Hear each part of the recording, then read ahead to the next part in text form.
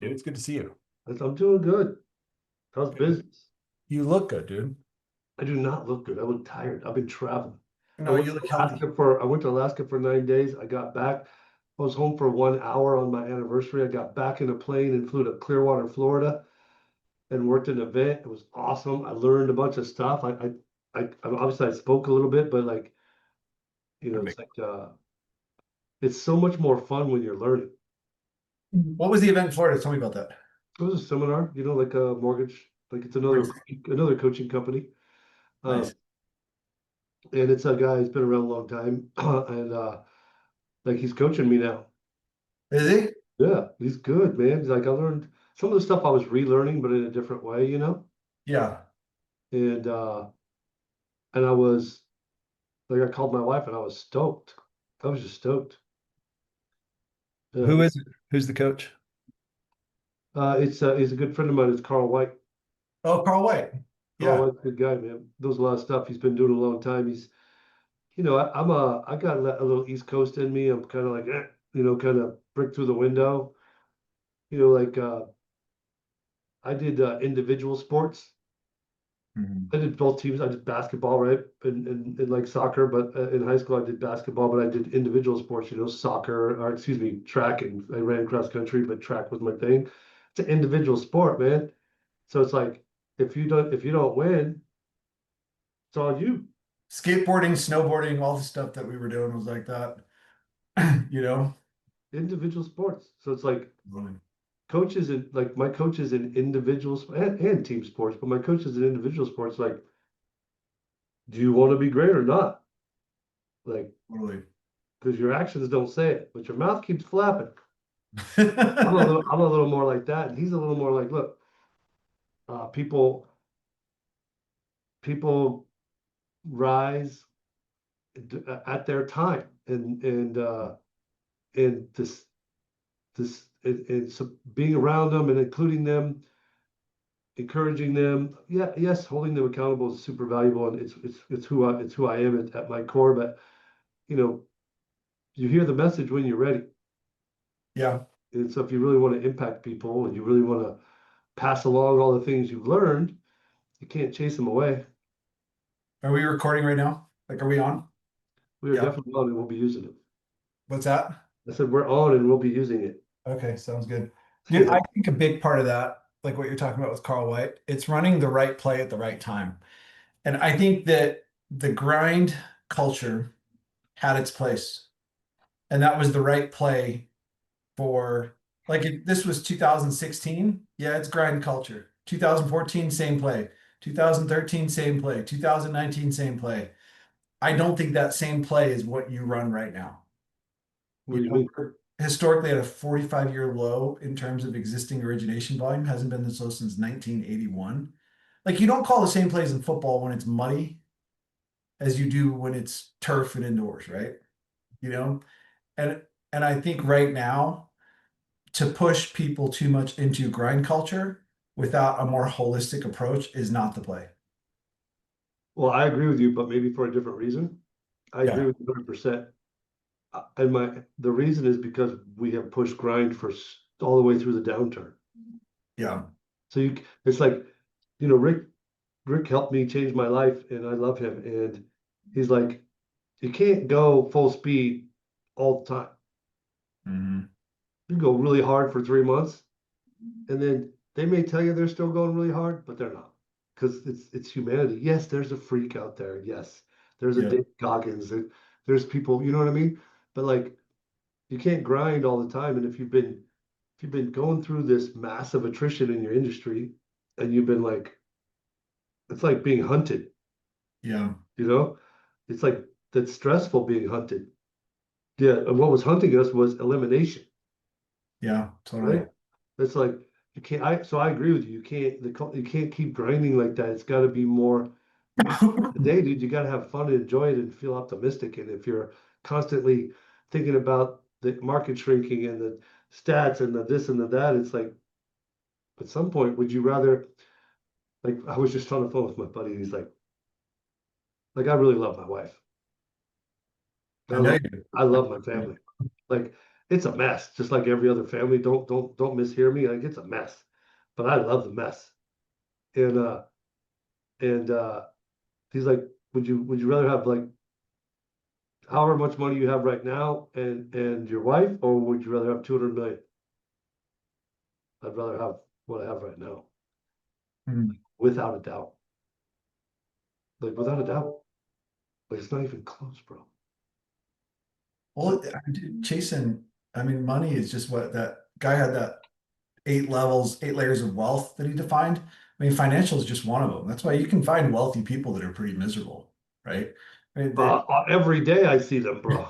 yeah, and so but you got to be careful because a little bit of that's poor pride too. You know, you're raised with the idea like, oh, to have a lot of money is bad, or to do this is bad. And I had to, I had to divorce a lot of those stories when I was coming up too.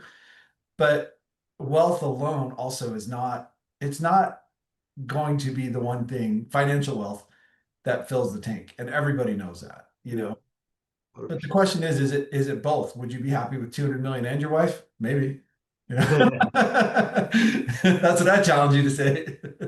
Well, it's a good challenge, and I think that fits in with that wealth thing fits in with what you said earlier about um, running the play at the right time, right?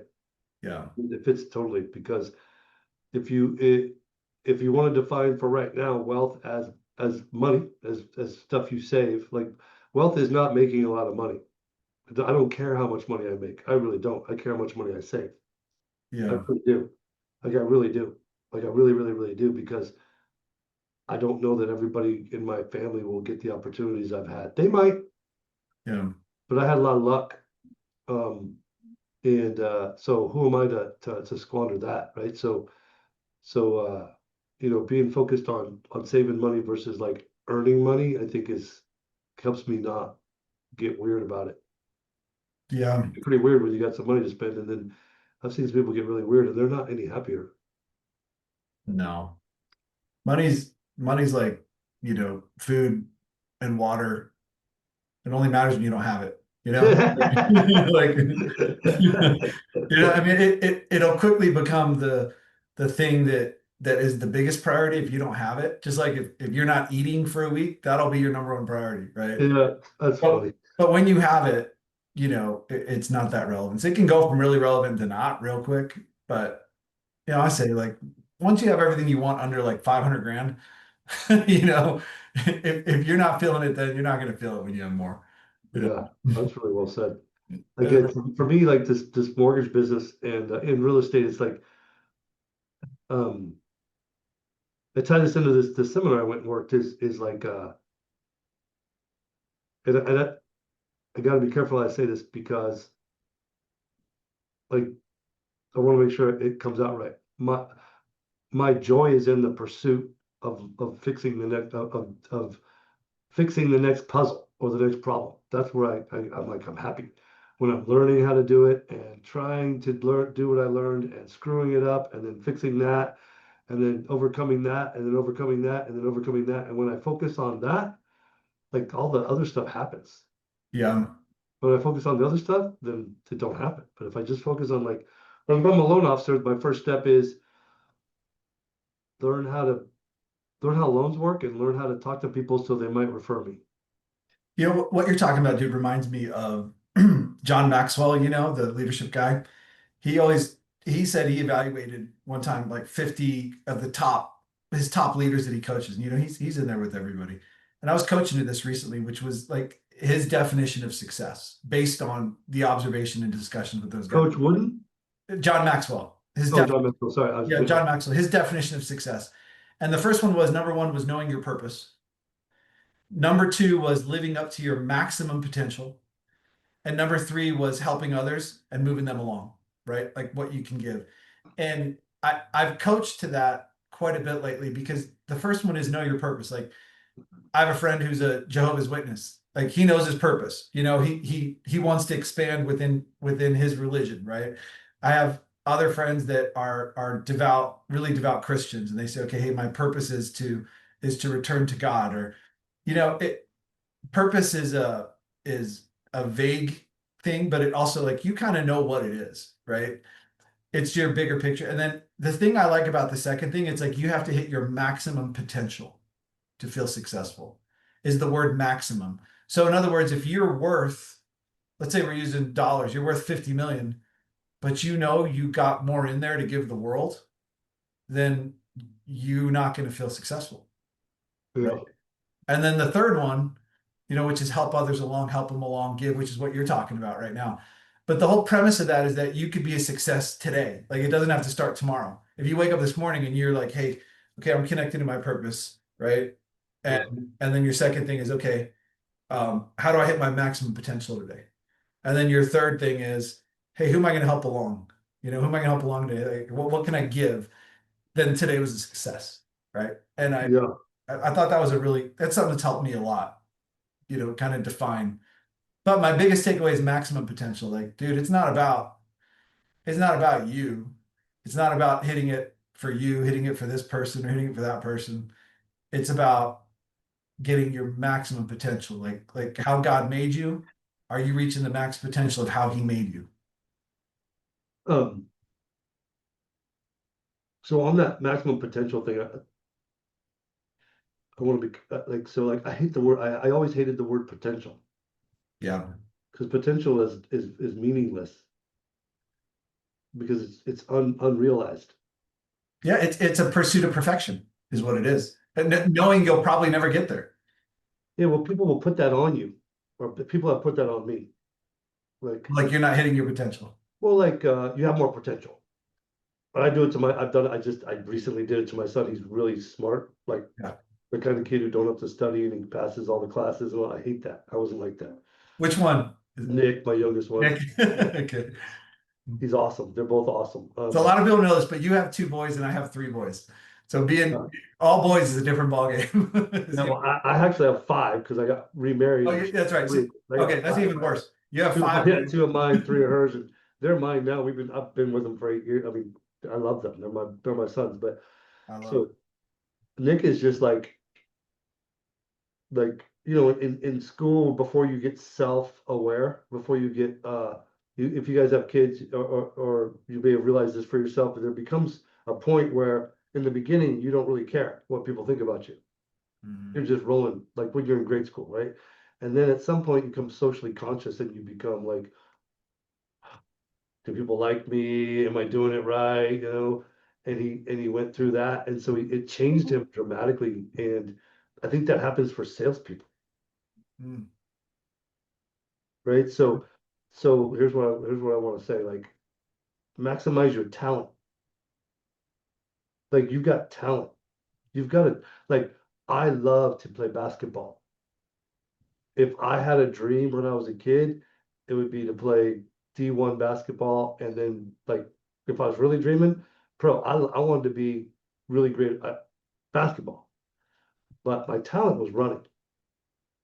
Like, Mm. without trying hard, I was already really good. So when I actually tried hard, I was really, really good. So like, potential and talent are different words. They're similar, but here's what I mean when I'm talking to loan officers. If you've made it 5 years in this business, you have a talent. I don't know what it is. Is it that you know loans inside and out? Is it that you can walk into a room and everybody will like you? Is it that you're really good on stage, that you can talk to 500 people and you're good at that? Is it that you're fearless and you'll go visit offices and I don't know what your talent is within the business, but what are you doing to maximize that talent that you have? Because that will end up with results. Yeah, dude, that's good. That's good. I mean, in hard times, you got to lean on your strengths, you know? I think at all times, right? So like, a Do- lot of people want to spend a do- lot of effort working on their weakness, and I think they'd be well served to spend a lot of effort maximizing their talent. Dude, I agree wholeheartedly. And I'll tell you my opinion on that. I think building on your strengths gets you to a certain point. But until you've gotten to that point, you shouldn't be too worried about your weaknesses. Like I've coached to a 70-30 because that was like the likes and dislikes exercise when you hire somebody. If you can have them doing what they want 70% of the time, productivity goes up. I think it's true of salespeople too, Yeah. right? So 70% of the time you should be doing building on what you enjoy and what you like. 30% of the time, which is usually your talents, what you're good at, right? 30% of the time should be weaknesses. But in a tough market, you got to build on your strengths. I mean, Yeah. that should be You because got you got to do there's, whatever you will do. yeah, there's not enough business to be worrying about your weaknesses, right? That you can round that game. But Yeah. then what And there's happens? enough Don't you business, like think as an though? individual though, right? As an individual, isn't there always enough business? Yeah, it's not, I actually don't think it's a zero sum game. I think there's enough out there. But don't you think at some point when people build on their strengths, we see it all the time with some of the realtors and the people we coach, right? It's like, and loan officers, most 100% commission salespeople, they'll build on their strengths, they'll achieve success. And then what happens? It starts to go like this, right? Doing the same things. Oh, And skill, then the learn new stagnation skills. becomes regression, right? Because stagnation is regression. And so at that point, you do have to, like, you don't run the same plays 10 years into the business that you did 5 years No, no. based on market conditions. You know, Yeah. you come in, you and I've had it, you come in with the dialer, right? Hey, here's how much money I make. You're going to call for me for a year or two. Then you grow them out of that and you grow them out of that and you grow them out of that. But initially they're building on their strengths, right? Yeah. And Yeah, I no, think I agree with you. The way to re-engage is to maximize your talents. The way to grow is to learn new skills. And the skill that salespeople, once they get to this plateau you described, the skill I see that they got to learn is managing people. yeah, leadership skills, leadership development, Yeah, leadership is a word I like. You know what leadership is to me, bro? influence. No. And I'm not saying it's the right definition, but Yep. it's the one that works for me. Leadership to me is vision, have a vision for a group of people, build a culture, and make sure it stays in business. Hmm. Because without a vision, I'm telling you, for yourself, for your team, you use the word purpose. In business, that's a vision. Division, yeah. The purpose of the company is the vision, and the vision is who's in charge of the vision. Well, I am. Like for my origination team as a loan officer, I'm in charge of my vision. For the mortgage company, the owner's in charge of the vision. For your family, as a parent, you're in charge of the vision. Like, what's the vision for your family? Do they know it? Here's what our family's gonna look like when it's all done.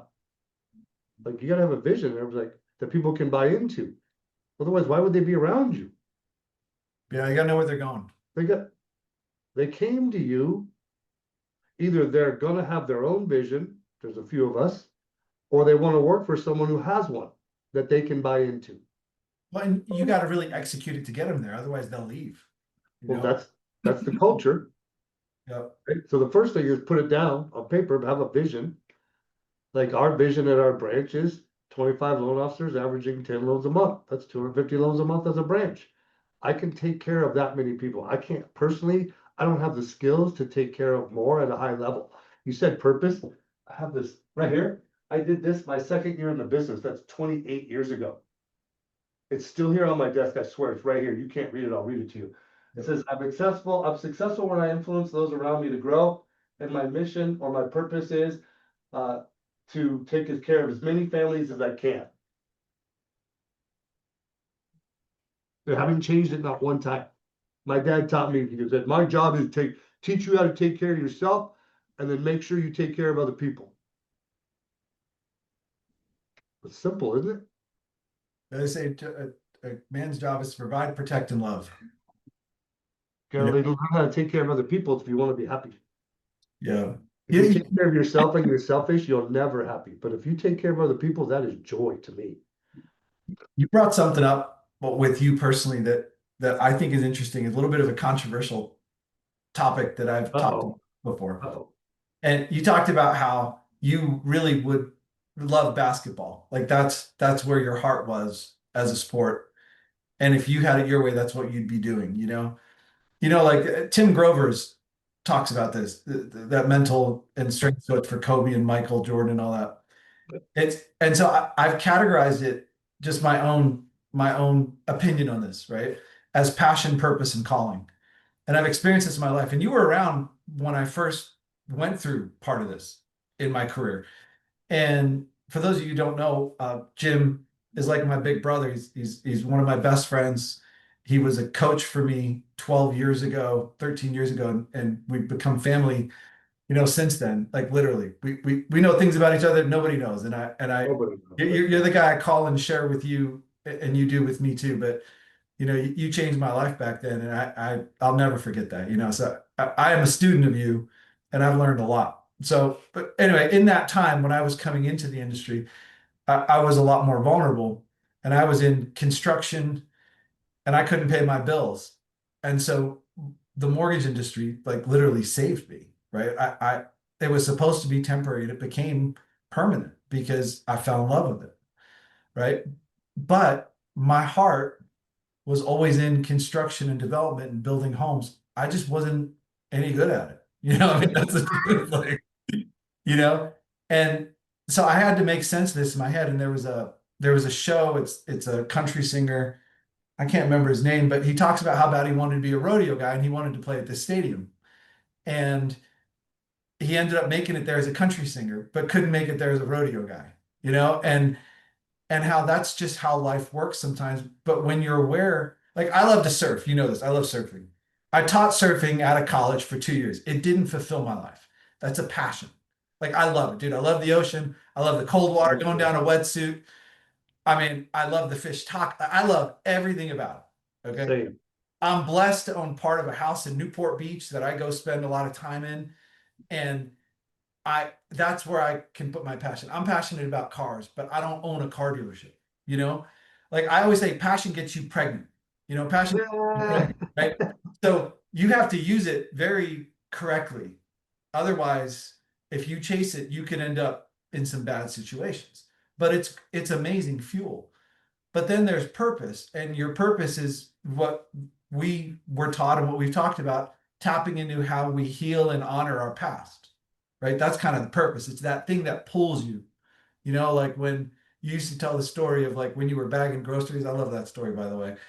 Or when Todd used to be like, you can't originate loans. And you were like, oh yeah. Like that was like, hey, my purpose is to like freaking prove you wrong right now. And I actually think purpose can change a little bit here and there, Yeah, for sure. but it can like whatever, it's what drives you. Like for me, it was teaching people how to make a lot of money without leaving because my dad was gone 6 months a year, right? And it was always, hey, he's got to go work, he's got to go make money, or understanding that I was never going to let money control me because we moved when I was in third grade out of our favorite neighborhood.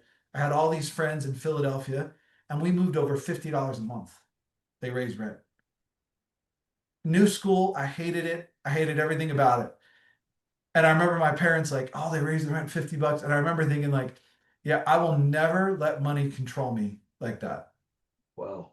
So my kids have all gone to the same school. Like that's purpose. Like what am I healing? I had bad mentors in my life. So I coach because I had good mentors like you, like Todd, like Shayla, like Josh. Like I mean, the list goes on and on of people who mentored me correctly. And so to heal the bad mentorship I had, now I mentor, right? That's the purpose. And then the calling, and this is where it gets tricky. The calling is when you're called or pulled to do something that needs to be done, whether you want to do it or not. Like it just keeps showing up in your life. Mm. And like when you watch that thing with Jordan when he talks about basketball and whatever that series they did, I can't remember the name. Yeah. But Jordan's first love was baseball. Like if you talk to Michael Jordan, his true passion was baseball, but he wasn't good enough to play in the majors, Major League Baseball. But his heart was in His baseball. talent was basketball. Look at what he went back to when his dad died. He Yeah. went to go play baseball because that's what he will. It's documented. He loved baseball more than basketball, but basketball called him, you know. But his passion was baseball. And you see this theme over and over again when you start looking for it. Larry Miller, the guy who bought the Utah Jazz, I've served on a board with his wife, Gail. She told me he didn't go to a Utah Jazz game for 5 years. And he leveraged two dealerships in the 80s to buy it because he felt like a small market like Salt Lake, if they lost the NBA team, they would never get it back again. He didn't even like basketball. He was actually a professional fast pitch softball player. 5 years, didn't even go to a game. But he's known for like owning the Jazz and basketball. but Huh. that was his calling. You know what I'm saying? Like drawn to it. And so for me, the mortgage industry was a calling. Now here's what's funny. I'll bring this full circle for you. In 2019 or 2020, you go through all the coaching we've been in. What do you understand? P&Ls. You start running multiple brands. You got to know P&L management. You got to know your numbers. Like we're tight. We know that. We're down to basis points. We know rent should be this much. Like decade plus of that stuff consistently. So I kept my land development company open because we had such crappy projects from 2011 that I had to stay in just to navigate, most of which still lost money, 8 or 9 years later. But at some point, some other ones I invested in and started buying, started doing well because of the skills I had in mortgage. And I make no secret of that, right? Like I would have kept down the crappy road I was on if I didn't learn the Yeah, disciplines I learned here. right. So here's what's crazy. I joined the Home Builders Association a year or two later. Um, one of them says, "Hey, we're really struggling financially. Will you join the board?" And I'm like, "Okay, I'll join the board." And they're like, "Hey, will you be vice president?" One of them asked me. I said, "Man, I'm not a builder." He said, "We'll just put it under this side thing you have that you invest in your real estate company that you invest money in." I said, "Okay." Then I became president of the Home Builder Association. What? Yeah, in 2021, I was president of the Home Builder Association here in Salt Lake. Tough year to do it. Yeah. But I'm like, I was insecure because I'm like, look, I don't do that much. You know what I mean? There's like big production builders, big everybody. And then the next year, we got nominated for it was Builder Developer of the Year because we were buying these old commercial buildings on the side. Okay. Like my branch at the time's our region at the time's probably doing 100 loans a month. On the side, I'm buying warehouses and rehabbing them. It's creating jobs in these ugly areas. I swear to you, Jim, I didn't even go in some of these buildings. I never even walked them. Okay. Then they award my company Developer Builder of the Year while I'm a mortgage guy. Right. And I take this award home. My dad had passed away the year before, and I'm like, man, he would have been so proud of this. And I couldn't help but laugh. Like I was so bad at building and developing, like that I had to get there as a mortgage guy. Do you know what I'm saying? Like that's the irony. To even achieve anything at the top of that game, it was all through mortgage. That was my calling. So how do I not love something that gave me everything? You know what I'm saying? But it was good. It was your talent, bro. But was it my passion?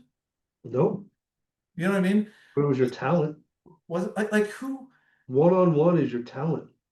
Like you're so good one on one, it's ridiculous. I know you're good on stage and in groups too, but one on one, bro, you make people feel loved. Thanks, man. Like one on one, your talent is like education, make people feel loved. Like people forget what being a loan officer is. Like our friend Lisa Yeah. told me a long time ago, educate, communicate, close on time. And you think about that, it's so simple, right? But educate. How many times have you forgotten how much you know and not slowed down to educate your client? I have.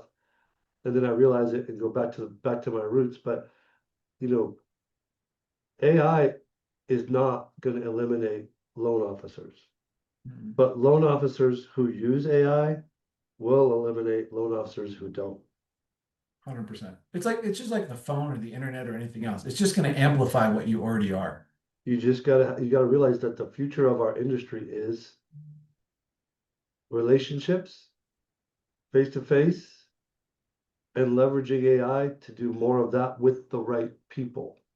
Like the biggest time waster I see in loan officers that I coach and loan officers that work for me is not enough realtors know them, and the ones who do, they probably are the wrong ones.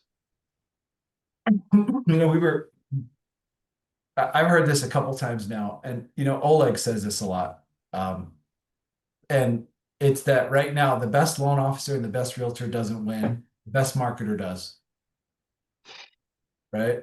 And that one, I think it's you who used to always say, when you hear something, it either hurts because it's really true or really not true. You know, for for me, that one's If it stings, it's because it's true. it's because it's true, right? Yeah. So I think that one stings a little bit because it's true, and everybody's hung their hat on being the best loan officer, being the best educator, being the best. But who gets seen the most gets paid the most.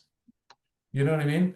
the resistance forever for me and for some people in that concept, in that world of like social media, and like in our business and how does it affect our business and how to use it, is consumer direct. Mm. Like I, in the very beginning, social media, it just wasn't for me for whatever reason. Not even like I didn't like the people in high school. If I wanted to still hang out with them, I'd be hanging out with them. I'm not I gonna look and see what they're doing. I don't think it It's needs to not be because I don't social. care. It's because I'm busy. I got a family. So like I wasn't into it, right? So and then everybody's like, oh, social media, consumer direct. No, I no. don't, and that turned me off even more, and it made me not understand the value of it until later, which is highly active, highly visible, highly credible, highly seen, and then It's just taking what you're already. you have more opportunity to create relationships. Even back in the day, Jim, you were seen more, so you made more. You were on stage talking. You were in front of hundreds of people, so you were seen more.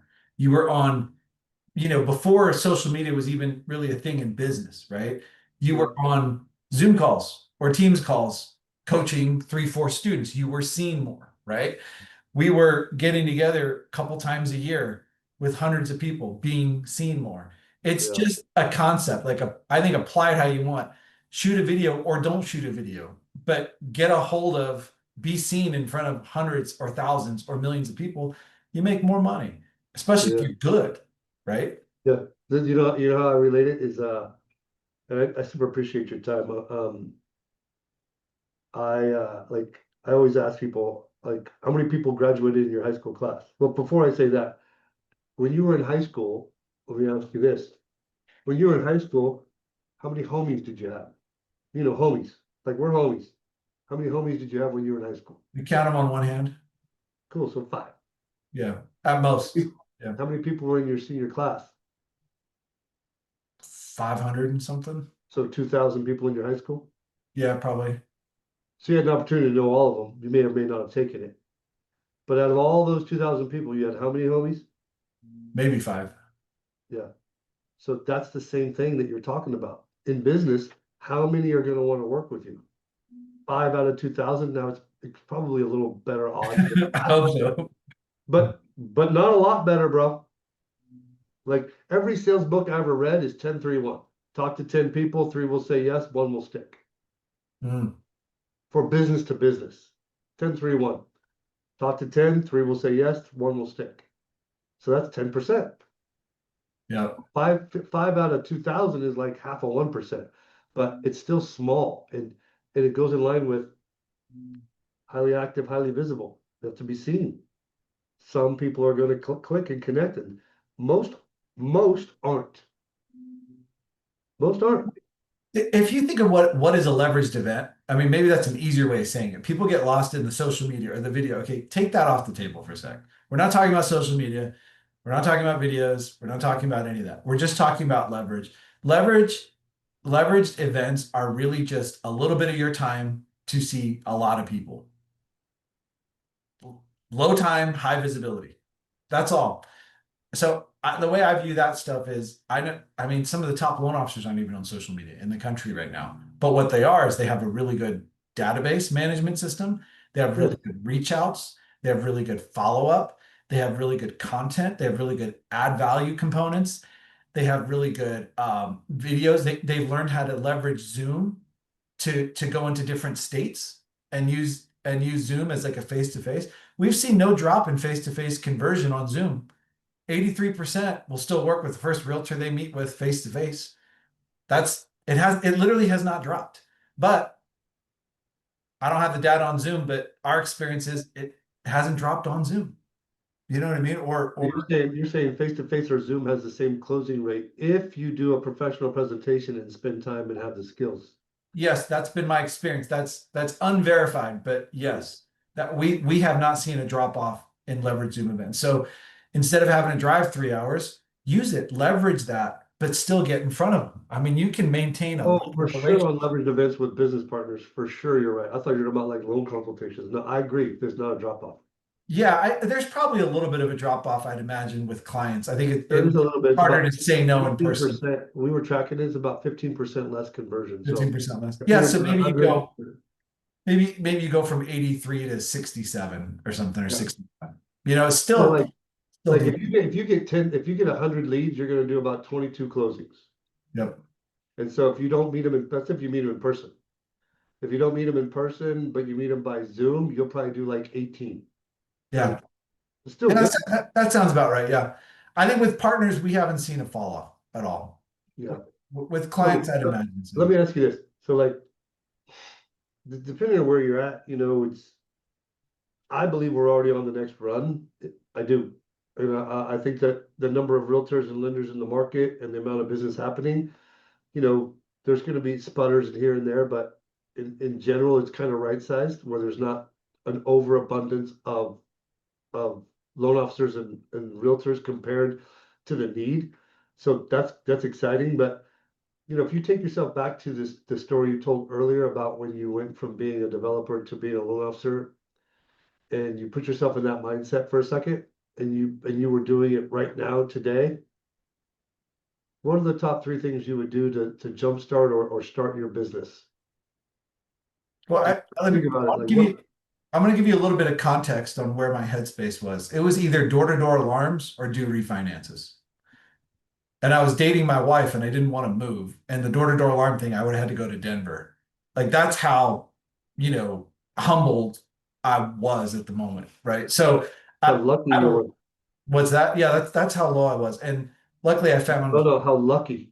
oh, how lucky, yeah, how low and lucky I was. Yeah, Yeah. you were lucky. I feel lucky to have fallen in this business, like crazy lucky. And I remember 3 months in, we were sending these mailers for streamline refinances. This was 2012.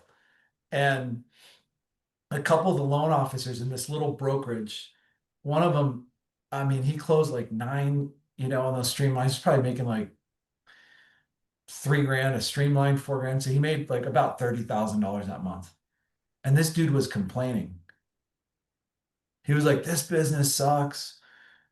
I just want to get out of it. And then the other two were complaining, like, oh man, there's got to be more to life. And I'm like, this dude just made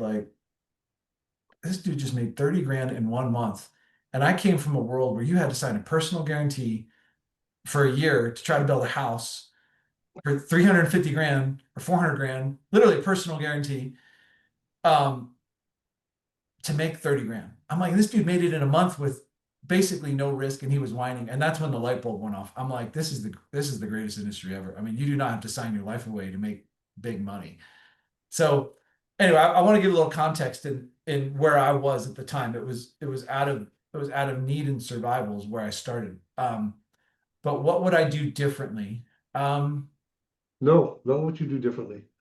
I'm saying if someone's listening and they're just starting out and they're struggling, or someone's reentering and they got to start over, right? They want to grow business. They want to make it. They want to grow business. They're in the business. They know loans, but yeah. like, what's the top three things that they should do to generate leads to No, number one, find a coach or find a mentor. Number one. That is one thing I did well was 18 months in, I found you guys.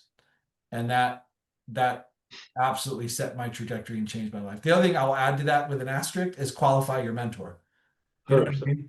You can waste a lot of years following the wrong person. Qualify them. Yeah. What It- kind of person are they? What kind of it- father, mother, husband, wife, friend? What does their bank account look like? What do they give away? So qualify them. But find a mentor. I would have done it even quicker. Like I would have done it month one. 18 months was 18 months, 18 times later than I should have done it. So I would say get into that and qualify the mentor. Yeah, so stop right there. So if you're listening, like that could be in the beginning, the best loan officer at your branch that you go to and say, will you mentor me? And put some structure to it. It could be that you call us and you check out joining our coaching company. It could be that, but you got to have mentors. There's no doubt. Such good advice. Keep going. Accountability. Like it's got to be routine. I wouldn't say, hey, because mentor is vague. They might say yes, and that just means they'll answer your questions.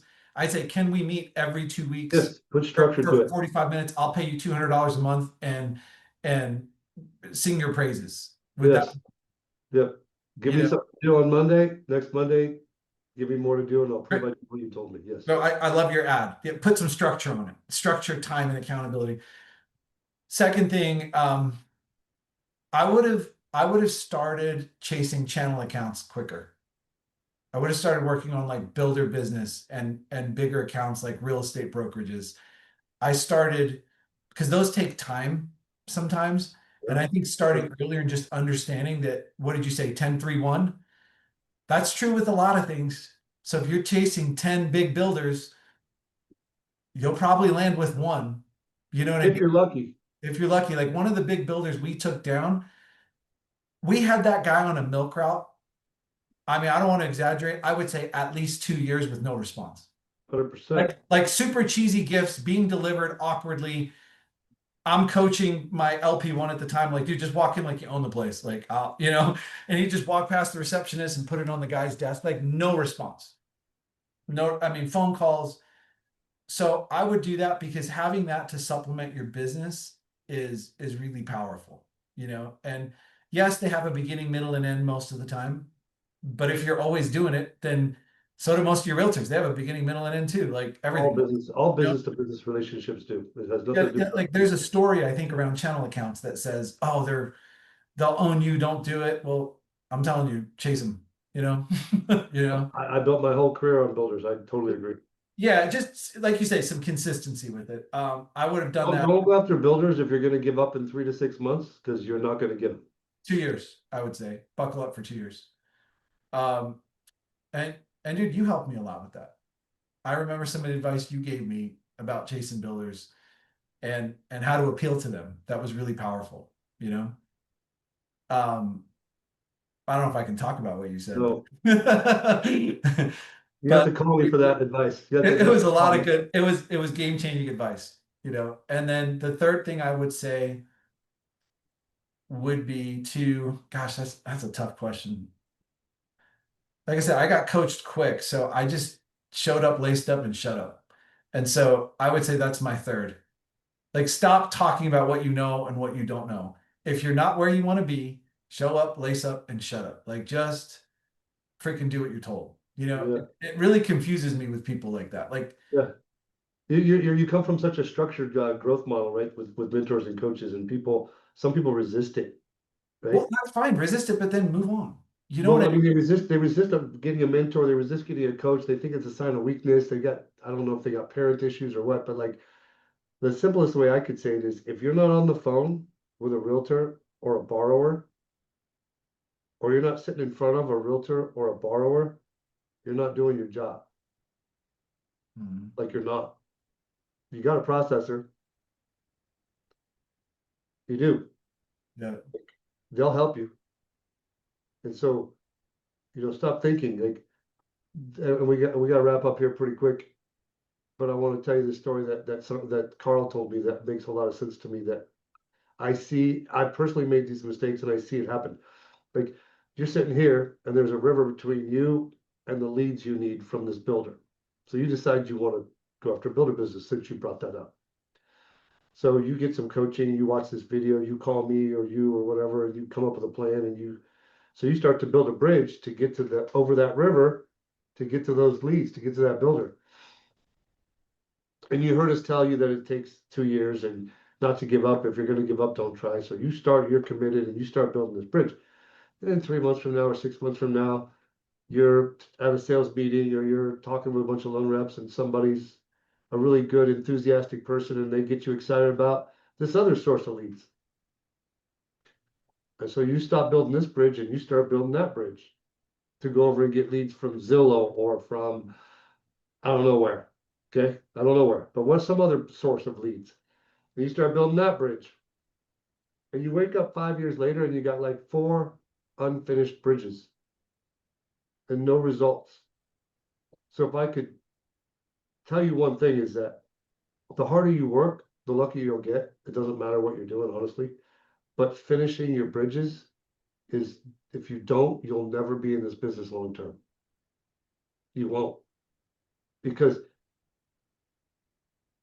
it's the same thing as a realtor. I gotta say this carefully. If you move around from company to company, you're on your way out, almost without exception. And Cer- and you're the Certain, problem. yeah, for sure. It's because you're not finishing your bridges. Yeah. yes, there are exceptions, but those people finish their bridges and they're their own company and they're just looking for a brand. You know, they got more leads than they can handle. They've got a team that handles it and they switch companies for a different reason. Um, you, you, you got to pick something and finish it so you can start to get the reward from it. So you don't build a habit of not finishing your bridges. That's great advice. Yeah. Uh, So like I'm getting taken more and more time than I wanted to, but I've super enjoyed talking to you, as you know. So if you were gonna final thoughts for loan officers and even realtors going into the winter months, what are some final thoughts? This is what is this, October, end of October 2025? What are some final thoughts? I would say most people have a slow January, not because it's slow in December and January. It's because of their activity levels in October and November. They get pumpkin spice latte syndrome, where like it starts smelling like, and dude, biologically, it's harvest season. You know what I mean? Like, so you're biologically in a better mood in the fall because 10,000 years ago is when you were harvesting all your fruit.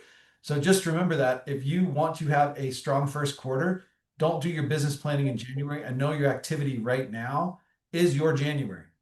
You Oh, I know, love so pumpkin spice, I call it my PSL syndrome. My team gets sick of it, but I've literally yelled it before. No pumpkin spice latte syndrome. Get your pumpkin spice latte. Wonderful. Go walk around the pumpkin patch. Leave early. Leave at 4. I'm even cool with that.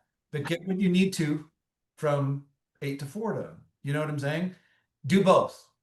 Enjoy it and do both. But if Yeah, you do, you'll don't have a use the strong, industry, don't use the industry's bad habit to justify you not working your butt off. it's common. It's all because of the behavior in October and November. Because Yeah. what did they do? Everybody worked their butts off in the summer. So now that some of the checks are coming in. So nobody's telling you to like overwork. Just keep moving the needle, do what you need to do, and lean in because really it's not end of December, it's December 15th. Good luck trying to get anybody to meet you after that, right? So True. so yeah, I would say to finish the year strong, you know, don't get caught up in pumpkin spice latte syndrome and know that your actions right now are your first quarter. This is your January, is what Yeah. you're doing at the moment. Great advice. And then business plan in November. Don't wait till January. That's an amateur move. Yeah.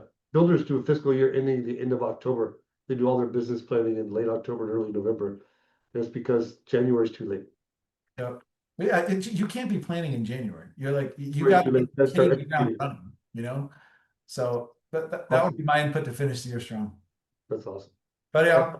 Ace, thanks a lot, bro. So Jim Reed, Next Level Coaching, Ace Allak, one of my friends and one of my peers and one of my mentors. And I love hanging out with you, buddy. Thanks so much. dude, I'm so honored to be on here with you, dude. You've changed my life and you've changed so many people's lives. Ah, And thankful. you are a goat. You really are. You Thankful. are a goat in your own right as a coach, and I'm honored to be on here, brother. Thank you, man. Hi, man.